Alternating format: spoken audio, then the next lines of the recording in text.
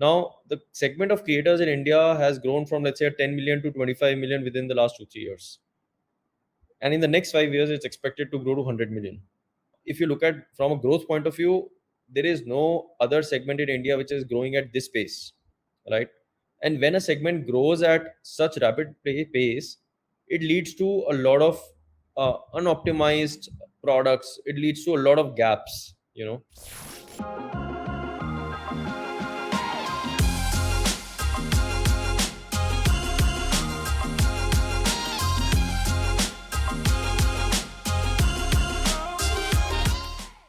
Welcome to another session where we talk with one of the business leaders in the startup ecosystem. And today we have Himanshu with us, who leads and who founded Unlu. I would like to welcome Himanshu and thank you for taking out time for this particular session with us on Zico. Sure. Thank you, Yash. Yeah. Thank you. So, Himanshu, we'll just begin this particular session by some rapid fire questions, wherein whatever comes in your mind, we'll start with that. So, Sure. the first question in this round is like, how do you like to describe yourselves in 3 words? In 3 words, Yeah. I'm an experimentalist. Okay. Okay, that was very smart. Like counting I am. The next question is, if you were supposed to have one superpower, and that could be anything, what would you like to have? To know the future. Interesting. Next one is, if you asked to travel in space and come back, then who would you like to have as your companion? Jeff Bezos. All right, because he has gone there. I mean, he's honestly been one of my biggest idols. So I met him once when he was in India, and I really, really sort of aspire to sort of have at least the values that he has. I mean, I've worked at Amazon, so I know the kind of values that he's inculcated in the company culture. So a big, big fan of Bezos. So yeah. Interesting. The next question is that what is that one famous book or quote that has changed the way you look at things? You can also mention a movie. Right. I mean, yeah. I mean, honestly speaking, it'll be tough to choose one book. I mean, I am an avid reader. I believe like probably the first book I ever read on business or biography, which really, and that was, I'm talking about like the fifth, sixth standard in school. There was a book called Lee Iacocca. I mean, I'm sure like it'll still be available, but very few people have read it, right? So otherwise, yeah, I mean, books by Ayn Rand like Fountainhead and Atlas Shrugged. I mean, these would be like the two favorite books. Though these are fiction, but and these are like heavy, 1,000+ pages books. But I would really recommend. I mean, these are like books I read like ages ago, decades ago. So, but they have kind of shaped my thinking, and hence I recommend those books a lot. Yeah, thanks for that tip on the books. The Hmm. one last question on this round is, any life lesson that you've learned so far, either from the books or your experiences, that you keep iterating or keep telling to folks around you? Honestly speaking, yes, like my life lessons keep changing every month, depending on which phase of struggle or life or what you're into, right? So, but having said that, there's a lot of learning in everything. Yeah, I mean, at least one thing that I abide by is, never give up, to keep trying out various experiments. And like that's like one principle I really, really kind of, like do whatever you're doing, do it with a lot of bias for action so that you're into it and never give up. So yeah. All right. Himanshu, we'll move to the next question, next segment, wherein we'll ask, like, you can answer, take your time to answer. Try to keep the answers like 1 minute, around 1 minute or around. So this basically the idea is that we want to create bits of it, 1 minute bites of it, so that each question can Got it. be taken out separately also. So we'll Makes sense. use this as a complete session as well as separate bite. All right. Got it. So here to start off that session, so I'll just begin with the questions. So first question is, what was the driving motivation behind your decision to become an entrepreneur when you started your entrepreneur journey, and how you can help encourage young entrepreneurs or aspirants right now? Yeah, I mean, for me, like the driving motivation was to build something meaningful, scalable, which has a lot of impact. to at least the next 100 million set of or cohort of users that we target, right? And being an entrepreneur, I think it last like at least 7-8 years since the time I joined Amazon. I had always thought that okay, this is my, let's say, near-term goal. Let's say 4-5 year goal is to kind of end up being an entrepreneur. So to build all kinds of network, all kinds of skill set, and minimize my chances of failing. These are the reasons why I, let's say, worked at Amazon, built a good network, got good learning, and then spent like 4 odd years at a startup called Ixigo. So and grew it like from scratch to like 100 million plus users. So I think that was like the calculative move that I took before beginning my entrepreneur journey. And but yeah, I mean the passion or the sort of thought process was already there, like had been there from long time. All right. And so, just continuing on the same thought, do you think that there is a blueprint to become a successful entrepreneur? Like you've learned, you've seen so many entrepreneurs around you before Yeah. becoming one. So, do you think that there is some good practices that anybody can follow and then be successful? Yeah, again, I like as you just said, right? I mean, I probably know like more than 100 odd different entrepreneurs who are successful in their journeys right now. But having said that, almost everybody has had a unique journey, right? And that's what actually is one that like one should really appreciate their journey, right? I mean, there's nothing right or wrong that you need to do to become an entrepreneur, right? So everything, every small thing counts, right? Like for instance, if you take up, let's say, a lesson, or even let's say a hobby, right? Like you start, so I'll give you an example of Karan Bajaj, right? He started writing. He's written like 2-3 books. I was speaking with him some days back, and I understood that even like writing these books has played a part in him becoming an entrepreneur, because he was able to express himself better, right? So anything that you do in your journey is extremely important, and you should really like care about it. And see, becoming an entrepreneur is just about a passion, and it's just a culture that you kind of inculcate in yourself. So the attitude of never giving up, sort of hustle to kind of build products, build your team, build a good network. And I would just say like having a very very strong obsession about customers and about the problem that you're solving. I think that's all what is required. But yeah, I mean, the journey has to be unique, and everybody has to appreciate that fact. So yeah.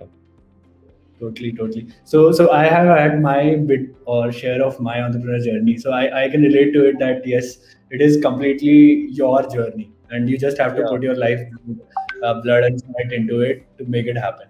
So I just wanted to know one thing. Like even when I was doing it, so as an entrepreneur, your daily schedule becomes very demanding. So like you're trying to do a lot in a very short span of time. Like this is Yeah. the bookish definition of startup. You just be outrageously fast in terms of growth. So Hmm. what are those tactics or anything that you can help or suggest people to stay focused and not get like bogged down by this demanding schedule? Yeah, I would say, like if you see, I mean, balancing work and health, especially like mental as well as physical health, is very important, right? Now, if you're able to give, let's say, so I was a couple of days back, I was listening to Mind Valley, and I think I heard that Vishen mentioned that he has spoken with hundreds of successful people, and one thing which is common across everybody is that they spend at least 1 hour every day for themselves, for their personal growth, for their mental growth, physical growth, whatever it is, in any form or manner. But I think if you're able to give that one dedicated hour to yourself, you would be able to balance a lot of work very easily, right? So I think that is one important key that everybody should realize, that spending keeping time for yourself is also important in this busy schedule. Yeah, definitely, definitely. And I guess people can have their own ways to heal themselves. Like, so for example, like for me, it is driving. So even if that is a physical activity, but whenever I Yeah. drive, it is just a mental healing process for me. So I Completely just agree. get back. I can so very well relate to you. It's kind of, I also feel very similar when I'm kind of driving. It kind of pushes back all the thoughts which have been Yeah. blocking your mind, and you can kind of relax at that time. So yeah. Yeah. So one like I tried to take this conversation into a slightly specific topic, which is like product management. So everybody wants to become product managers right now. So like it is like the thing in the startup ecosystem at least. and like all of my juniors and everybody is like, "Ki product mein, how to get into product and all." So I'd like to have your advice. Like there are product life cycles. There are stages of a product during life cycle. So what do you think are key responsibilities of a product manager in terms of, are they different for each stage, or how do they prepare for it? Yeah, I mean, for sure, the key responsibilities as well as the KRAs, KPIs would definitely be different for different stages of product management. Like an early stage product manager has a very different set of KPIs as compared to late stage or like a product leader, right? But Yeah.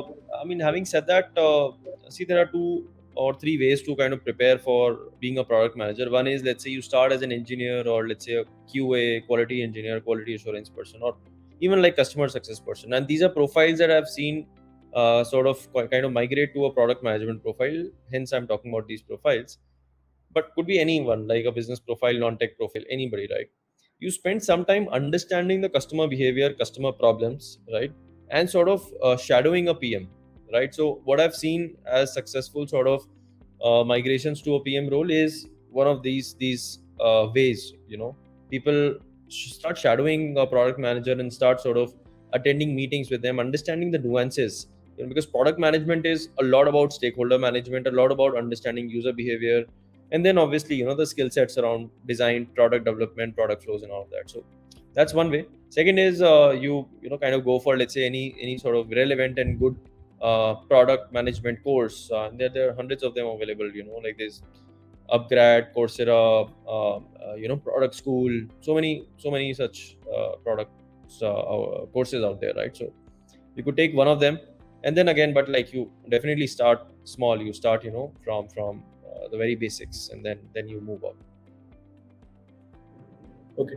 And like on this same topic, anything that has new come up in terms of these skill sets? So when this particular domain of product managers or product management started, so there was a certain requirement like the stakeholder management bit and understanding tech, or understanding in the way of at least able to talk to tech or engineering team was like Yeah. the core skill.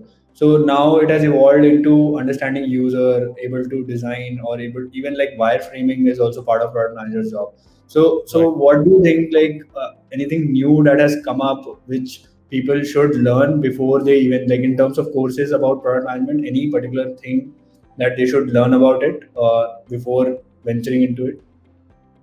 Yeah, I would say, Yash, every aspect is important, right? I mean, you really don't need to kind of check mark all the boxes. I mean, you could, let's say, have 80%, 70% covered before you start on this journey, but all of them are like super important. So I've actually designed product management courses on Upgrad, and I've also like one of the instructors there, right?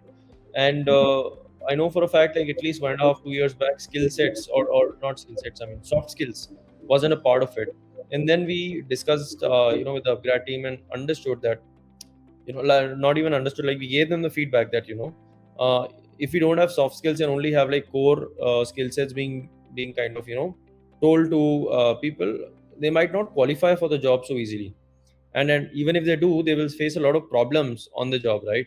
So I think each of these aspects, be it soft skills, be it, let's say, design thinking, be it like user research or understanding, or the first step of defining what product is important, the why, what, how, all such things, right? The basis which you write the white paper, or like a PRD, right? So all of these things are really important. And I would say these can only be learned either by shadowing a veteran PM, or by taking like a full-fledged sort of a course which ensures that you at least understand the basics, and then practical learning will follow, right? So yeah. Okay. Okay. And like on there's another thing. I don't know if how much of this is actually true, but do you see like there is a difference between building the right product and building the product right, and what it is like for you? Yeah, absolutely. No, I agree. No, I agree. I think I even understand where you're coming from. Although, like, I haven't like kind of read or heard about it in the past. But see, like building the right product is sort of kind of going deep and deep till the time you are able to come up with the most optimized product according to you, right? So I'll give you an example. Let's say if if let's say I were to build a community, right? So building the right product would be, I will probably speak with like thousands of users and understand every single nuance, and like focus on the smallest of features, and spend like 6 months before launching the product, right? Building the product right is, I will start with the very basic. The most important part of community is engagement. I will ensure that the product I launch is able to facilitate engagement, right? I'll not care about all the small nuances and the small use cases of everybody. I will just launch that product and over time build it, right? Over time keep building the product in the right manner, right? I don't have to release the perfect product, or because if you kind of start pursuing the perfection or having the right product, absolutely right product for the TG, it'll take a lot of time, lot of investment. And in this age, by the way, the requirements of your TG or your user cohort keeps changing rapidly. So you cannot possibly be investing like 6 months only to realize that, okay, the features that were required like say 6 months back have now altered, and then you kind of rework on that. So I think that's the difference. If I hope I'm able to kind of put the point across. Yeah, definitely. I think you pretty explained it pretty much with the community example. So it was pretty clear. Within product, like what we have seen is key, there has been a new role which has come up, which is like PMM or product marketing manager, which never used to there earlier. So how much difference do you see in a product marketing or a product marketer and a marketer role? And is it possible for either of these guys to switch? No, in fact, I can kind of explain this well, because I was the first product marketing manager at Amazon India, in back in 2013-14. So I understand, and that was exactly the time when this role was being defined. 2012, 13, 14 is when the role was first defined. So a lot of difference between first product marketing manager and a marketing manager, right? So marketing is purely about, let's say, brand marketing, performance marketing, where you set up and run campaigns, and you understand, let's say, users. So you sort of are busy with the product positioning, product brand image, all of those things. Product marketing is where, let's say, you are releasing a product, right? And various stages. Let's say if you're releasing a product, you, while at the same time you're on top of, let's say, keep branding elements and all those things, what are these elements, right? But at the same time you are more concerned about the user flow of the product, right? As a product marketing manager, you need to ensure that, let's say, the product awareness to your existing user base, or even to new user base, is being able to kind of communicate it in the right manner within the product, right? So anything, I mean, it involves a lot of aspects around dealing with various product teams as well as engineering teams at your end, right? Be it, let's say, the continuity of a product, growth of a product, or launch of a product.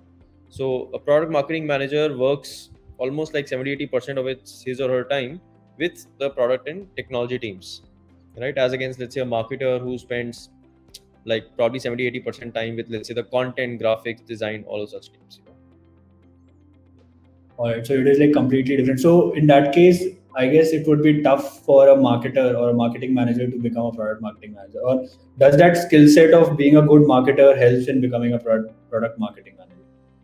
No, definitely it does help, because as I think somebody said, like, a good start is half the battle done. So if you become a marketer, you've already done a good start. You have a good understanding of your user or customer requirements, So at least that base is there. All you need to take up is the product skill set or the product understanding. A little bit of technology understanding. Okay, what technology layers will make the product smooth? A product marketer takes up a lot of third party tool integrations to make life easy for the user growth and all such things. So you need to understand such things, and be on top of the latest products and technology trends. So I think switching is easy, though there's some skill set learning which needs to take place. Understood. Understood. So in your experience, like when your product marketing experience, did it help you to move into growth roles? Like was it easy to switch to a growth profile because of that experience? Yeah, absolutely. In fact, like, I would say product marketing and growth are kind of synonymous, to be honest. Growth is nothing but product plus marketing, right? I mean, like, if you understand, like, let's say for Ixigo, right? And Ixigo, there was no marketing team as such. It was growth team where it was, a mix of technology product folks and marketing folks, and they started working together, and that became the growth team, right? So growth is nothing but product marketing actually. All right. And like you were VP of growth at Exigo, right? And during your 3 years in that time, your transaction volumes increased by 22 times, like 22x. So any important things that you can share, like what helped you achieve that growth rate? Well, it was the constant hustle to take up a lot of optimization experiments. And when I say a lot, it means like hundreds of experiments done back to back on a weekly basis, closely monitoring the analytics, their results, and like sort of scaling up. So there's a loop of experimentation. Like you first ideate, understand the problem statement, ideate, think of the experiment that you need to run. You run the experiment, and once you've run, you analyze the result. If let's say the result is positive, you kind of scale that up. Okay. If the result is, let's say, flattish, you need to kind of reiterate, rethink, and rerun the experiment. And if it led to kind of a fall or something, then you either like stop that experiment right away, or let's say if you really have conviction in whatever experiment, that you need to rethink the way you've done it, right? So I mean, this is the standard playbook of any experiment. And over time, if you want to actually grow, you just need to continuously perform this sort of a loop again and again, you know and Yeah. it's honestly just about like trying to grow 1% every day, instead of, let's say, finding a way to grow like 50% in a month. That's really tough, but the cumulative growth is really important. Yeah, that is like our mantra also here at Seco. Like instead of we should just get better every day and we should Yeah. grow every day, no matter how big Agreed. it is. So one thing on the same thing, like you mentioned, so as soon as you find an experiment which is very successful or which you think like we should scale it up. So how do you shift gears from like 0 to 1, which is like experimentation, to making it 10x and 100x? Yeah, I mean, it's honestly fairly easy, right? I mean, if let's say the numbers, so see, when you're doing an experiment, you do it in a very small team, right? And you're doing it, let's say, in a POC manner. So you're a team of two, three people working on that experiment. As soon as you have the proof of putting that, okay, this experiment will be able to scale our growth by 5x, right, over a 1 year period, right? Then what you do is you prioritize that across the entire organization, right? You get the product leaders, tech leaders, everybody kind of say on the same page, right? And you get them to marry this idea, or marry this sort of, the whatever, like the concept, or the product or experiment that you've performed, right? And everybody will prioritize, and everybody will kind of, take it up and scale it up, right? So I think that's exactly how it needs to be done. Right. So it's mostly around like getting everybody on board and agreeing that this is going to be a full blown project or a full blown thing that everybody will be contributing on. Right. Yeah. And see, whenever you run an experiment, you are running a very small portion of what could become, let's say, a full-fledged. So I'll give you an example. Let's say, again, I'll take Ixigo for an example, right? At Ixigo, we launched something called as Ixigo Money, right? Now that was, let's say, our cashback. So earlier it used to be, let's say, a cashback in some wallet, third-party wallet, and then we realized if we give it in our own wallet, we will have a higher retention. People come back to our product again, because otherwise it's not going outside the system, right? Money stays here in their wallet and they will transact again. Now that is one product experiment, and around it, on top of Ixigo Money, we built like hundreds of such micro experiments and micro product layers, which helped that growth. Let's say if it resulted in, just for an example, 2x growth in transactions, these micro experiments and the entire suite of Ixigo Money features led to, let's say, a 10x growth, right? So I think that's exactly what needs to be done. Got it. Got it. All right. And like moving on from this Ixigo journey. So when you started your Unlu classes, so what was that problem statement that you were trying to solve with it? And how did you identify this problem statement to be precise? Hmm. See, the problem statement was, so first of all, we wanted to understand the industry or the market that we are going to take up, right? And we had kind of evaluated multiple segments and done a lot of sort of experiments, POCs in multiple stages. the creator. So right now our target market is the creators, right? And creators could be like people like us, anybody who's, let's say, a YouTuber, anybody who, let's say, produces music, audiobooks, writes anything, all of us are creators, honestly, right? Now the segment of creators in India has grown from, let's say, 10 million to 25 million within the last 2-3 years, and in the next 5 years it's expected to grow to 100 million. So one thing was clear, the growth, if you look at from a growth point of view, there is no other segment in India which is growing at this pace, right? And when a segment grows at such rapid pace, it leads to a lot of unoptimized products. It leads to a lot of gaps, and we understood that, okay, if creators are going to grow this space, it will surely lead to, let's say, poor quality content. It will lead to them not being able to kind of scale from a lowest level of creator to a middle layer to the top layer. They'll find a lot of problems, and the pyramid will continue to become more and more horizontal, because at the top right now, if let's say 100 creators are there, if we grow from 10 million to 100 million, it's not that the top creators will become 1,000. So if we are to do that, we will create a product which can train these creators, which can give them proper learning and training, so that and make them meet each other, make them collaborate with each other, so that they can produce extremely good quality of content, right? So that was the initial thought process, and we realized it's going to be a long journey. There will be multiple layers of products that need to be created, right? And we're just like sitting at the first layer of this product, which essentially helps these creators to learn how to create good quality content, and take motivation from like the best of the best. Like, if somebody is interested in writing, there could not be a better personality than Ruskin Bond, to motivate those people.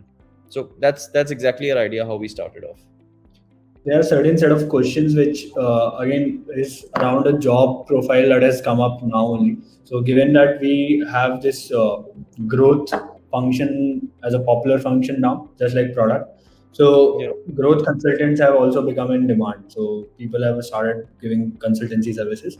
So would like to know from your end, like what exactly, what makes an organization hire a growth consultant, and what are the advantages or not disadvantages of having it outside or having inside in-house? Got it.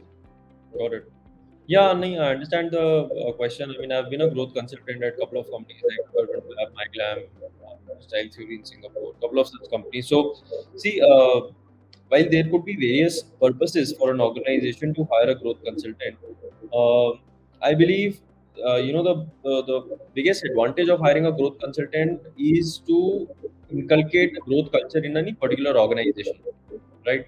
So, let's say the difference between, let's say, hiring a marketing consultant and a growth consultant will be that a growth person comes and works closely with the product, the technology, the marketing teams, right?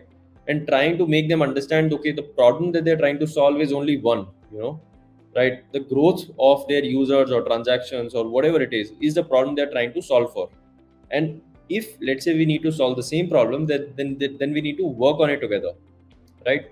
So, for instance, let's say a growth person comes and says that, okay, we need to grow the transactions by XYZ channel, let's say a Facebook or a Google, right? But let's say the proper attribution is not there, and we need to understand, let's say, on a first click, last click basis, what is the attribution or what is the number of registrations, and from there, from a Facebook campaign, and then how many transactions are happening, right? Now, a marketing person will simply ideally just be concerned about how much spend is done and how many transactions are done, right? A growth person will ideally go deeper, understand the numbers, make sure the numbers are getting tracked correctly, and understand ways to grow and optimize those numbers, and for that he or she will work with the marketing, tech, all such teams, right? So that's the idea of having a growth consultant, or should be the idea of having a growth consultant. The idea shouldn't be that somebody comes and just grows, helps you grow, let's say, by 5-10x, and keep doing, keep sort of helping you grow every year or every month. Idea should be that this person comes, tells your people how to grow, and makes your culture very growth led. And so wherever I've gone, or worked with, I've always had that attitude, or that sort of a mindset. So it's the more like a cultural shift, trying to bring that cultural shift. Like we used to say, ki product mindset. The team should have Yeah, a product mindset. So it is like a exactly, growth mindset in the team. exactly. Got it. Got it. So are there any frameworks or any kind of things that a growth consultant generally use, or is it basically whenever they hit a problem and then they come up with some solution? Yeah. I mean, there are multiple frameworks. I mean, my most preferred framework is the AARRR model. But apart from that, there's a hard framework, couple of frameworks. But see, AARRR is acquisition, activation, retention, referral, revenue. Which is Yeah. like a standard flow for any user in any product. I mean, if it's a digital product, then any product will have the acquisition, activation, retention, referral, revenue. Take any product, be it a B2C product or a B2B product, right? So that becomes a very easy framework for optimizing anyone's product. Like let's say if it's a lead collection product, a B2B product or a tech product we're talking about, that also has the same layer. If it's, let's say, a simple e-commerce product, that also has the same layer. So I mean, I usually prefer that AARRR model, but yeah, I mean, uh, that's So there is one more like which we heard about, like 6D approach. What are your views on that 6D thing? I Like there's won't a honestly. Uh, I haven't honestly gone deep into the 60s, so I won't be able to comment. I mean, okay. if you want to talk about it, please, happy to actually learn from you on this one if you know a bit about it. So yeah. No, so basically it is like you have six Ds, which are digitization, democratization. So I don't know. Well, these have elements which include both of the points that you mentioned. Some of them are regarding culture, like democratization. Democratization is around the cultural shift around growth mindset, and then there are other things also, like how to disrupt. So disrupting is one element of driving growth. So your mindset should be disrupting, but it's mostly around the mindset. So, like this approach is less analytical when it is compared to a double A triple R thing. Interesting. Got it. Yeah. Okay. So, so that's the funda about 60. But anyways, we Hmm. can move on to the next question also. So there's one more thing, one last question from our side. So we also had business consultants so far, like McKinsey's and other proper business consultancy firms. So do you think that growth consultancy as a vertical within McKinsey or proper business consultants, or is it a completely different? Like the same guy can act as a growth consultant, or is it a completely different vertical altogether? Like you're saying, a business consultant at McKinsey, can that person act as a growth consultant? Is what you're saying? Yeah, yeah, No, I don't think so. I don't think so because see, I mean, for being a growth consultant, firstly, you need to have somebody who has driven himself or herself driven growth for a couple of years, you know yeah. and growth and business consultancy are very different. I mean, business consultancy is when you understand, let's say, the business metrics, P&L. If let's say you could acquire companies or any sort of line of businesses are not doing good, go deep into the business and understand that. So I've been a business consultant at Bain, right? So I know, like, the differences between the two are extremely, like, there's a wide gap. Like, growth consultant has a product mindset, like, digital product mindset, and trying to understand only how to grow their revenues and users, right? And that's focused around user acquisition and user retention, right? So it's a completely different sort of, I would say, aim that a growth person has versus, let's say, a business person has. So yeah, they're very different. All right. So we can add this as a vertical then within. So suppose Bain has to start this growth consultancy, they'll have to build a complete separate team for it, right? Yeah, Something. completely, yeah. It's like a new industry altogether, like retail It is, it consultants. is, it is. Absolutely, yeah. All right. So, Himanshu, from our side, from questions point of view, these were the questions. I guess we are already also like about time, so I tried to pace it up so that we finish before 5 p.m. Uh, Great. I hope these questions were okay with you also. And Yeah, absolutely. I mean, these are good set of questions, and happy to kind of help in any other manner. I think there was some other invite that you had sent for another panel discussion or something, right? yeah, I don't remember, but I'll check on that as well.